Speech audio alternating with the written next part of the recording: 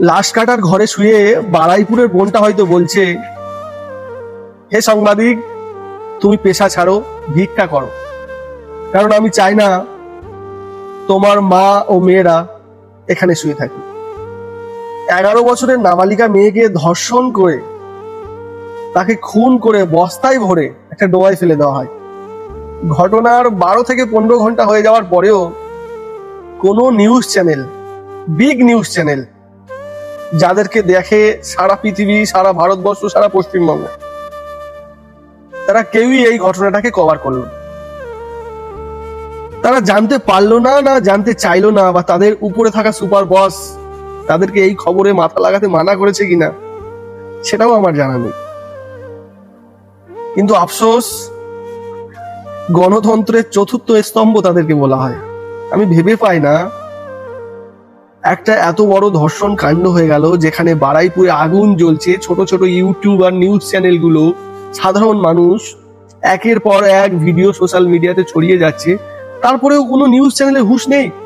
তারা ব্যস্ত কে কোন পার্টি ছেড়ে কোন পার্টিতে গেছে, কার পদ আছে কার পদ নেই। আফসোস হয় আমার কাকিমাকে নিয়ে। অভয়ার কারণে সমস্ত ভারতবাসী তথা সমস্ত পশ্চিমবঙ্গবাসী রাস্তায় নেমে পড়েছিল তাদের কাজকর্ম ছেড়ে, যাতে অন্য আর কোনো মায়ের চোখে জল না আসে। আজ দিদিমণি একটা এমএলএ পদ পেয়ে গেলেন, যার কারণে ওনারা সমস্যা নেই। কাকিমা, আপনি যদি গিয়ে বলতেন যে আমার মেয়েও গেছে, তাই আপনার দুঃখটা আমার থেকে ভালো কেউ জানতে পারবে না, তাই আসুন একসাথে প্রতিবাদ করি। যতক্ষণ না ধর্ষকের শাস্তি না হয় ততক্ষণ না আমরা প্রতিবাদ বন্ধ করব না। আজকে হয়তো ফলাফলটা অন্য কিছু হতো, কিন্তু কাকিমা এখন ভালো পজিশন পেয়ে গেছে। কাকিমারও সব সময় নেই। কাকিমা আজ সকালে গেছে অন্য কোথাও কোনো একটা রাজনৈতিক সম্মেলনে।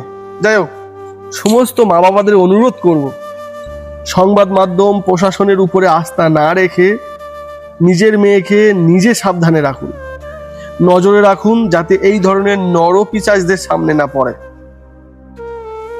ইচ্ছা তো ছিল এমন যে এই ধরনের নরপিশাচ সামনে পেলে ঝুলিয়ে গুলি করে মারার, কিন্তু আইন হাতে তুলে নেওয়া যায় না, তাই পারলাম না।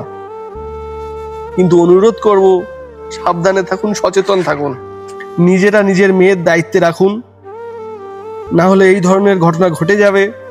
সবাই সমবেদনা জানাবে, ফোন করবে, বলবে পাশে আছি, কিন্তু দিন শেষে ফলাফল শূন্যই হবে। ভালো থাকবেন, সুস্থ থাকবেন।